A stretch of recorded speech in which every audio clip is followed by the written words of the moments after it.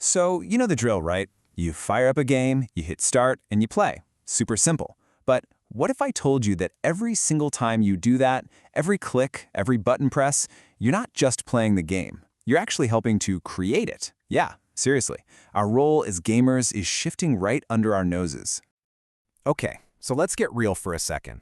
Think about the last time you jumped into, say, a multiplayer match. Maybe a shooter, a battle royale, whatever. What were you doing? Were you just a player? Just a customer who bought a product?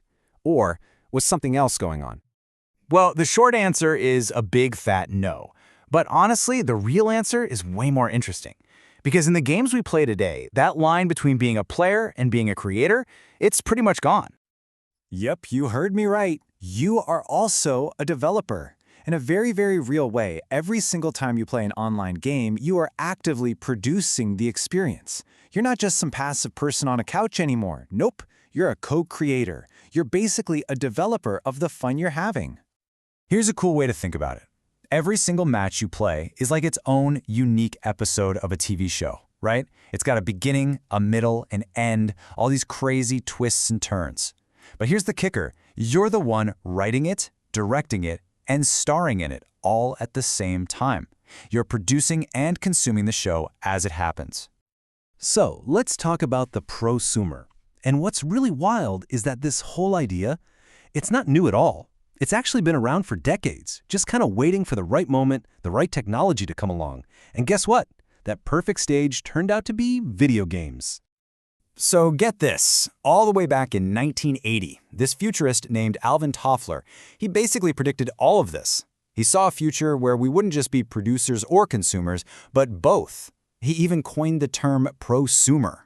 For a long, long time, it just sounded like something out of a sci-fi movie, but then, boom, the internet happened, the digital age kicked in, and suddenly his futuristic prediction became our reality. Okay, so let's lock this down. What is prosumption? It's basically that hybrid process of both producing and consuming something. Not one or the other, but both at the same time. And like I said, literally every online match you've ever played, that is prosumption, right there in action. You have to remember, for ages, big companies just saw us, the customers, as, well, passive targets. You know, people who just buy stuff and use it. End of story. But digital media and the internet completely flipped that script. It gave us the power, the tools, to become active participants, to be creative. We started adding real value to the things we were using. And I mean, nowhere is that more true than in video games. Okay, let's talk about gaming's secret ingredient. See, this whole prosumer thing sounds awesome, right? But it actually created a massive headache for economists and marketers.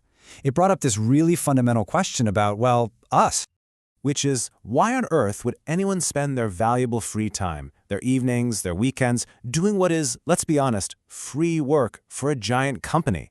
I mean, building things, creating levels, moderating forums, that sounds a lot like a job. So what's the catch? What's the incentive? And for the longest time, the simple answer was, they wouldn't. Most people were totally fine just being consumers, thank you very much. There was this huge barrier. Why would you do the extra work? But then, gaming came along, and it had the magic ingredient, the thing that changed everything. And that incentive, that missing piece, has a fantastic name, Playbor. You got it, a mix of play and labor. This is the secret sauce.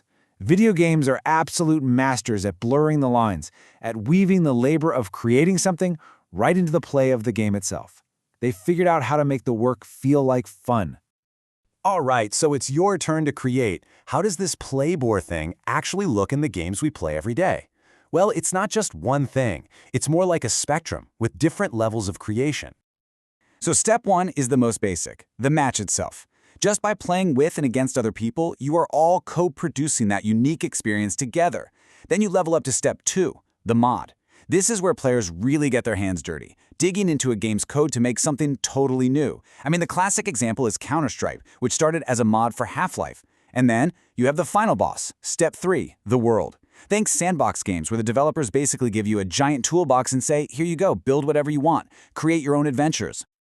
And this quote here really nails it. It says that the virtual game, that's not just the code on the disk. It's the thing that's produced by everyone playing together. It's this living, breathing, totally unpredictable event. And yeah, you're a part of making it happen. So, the crucial takeaway here is that your playtime, it has real value. It's more than just fun. It is a creative act. The next time you're in a firefight or building some crazy castle, just remember, you're not just a player, you're a creator. You're a prosumer. And that brings us to a really mind-bending final thought to leave you with. If we're the creators now, if games are just these endless sandboxes for our own stories, then what does it even mean to beat a game anymore? Can you? I'll let you chew on that one.